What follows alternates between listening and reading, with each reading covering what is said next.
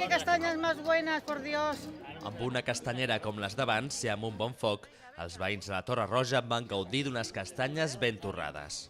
Unas buenas castañas es sobre todo cortarlas, luego hacerle un fuego no muy fuerte, más bien flojito, para que se hagan por fuera y por dentro, y hacerlo sobre todo con mucho cariño y hacerlo con buena compañía.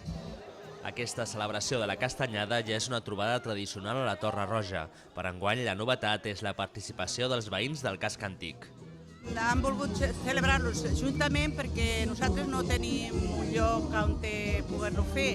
Ells se van oferir en una reunió que van fer i llavors van quedar d'acord i l'hem celebrat i ha sortit bastant bé. Aquí tenemos un buen sitio y como estamos ya acostumbrados a hacerlos así nosotros cada año, pues ellos han animado y está la cosa saliendo muy bien. Al menú principal de la festa, les castanyes es van acompanyar amb vi dolç i també xocolata desfeta. Però el menjar és el menys important. Tot es converteix en un pretext per passar-s'ho bé. No me gustan las castañas, ¿no? Ni asadas, ni fritas, ni nada. A ver, es una excusa lo de la castañada para encontrarte con los amigos y pasártelo bien. Aquí bailando y disfrutando y hablando. No, en compañía de amigos, que entonces está mejor, ¿no?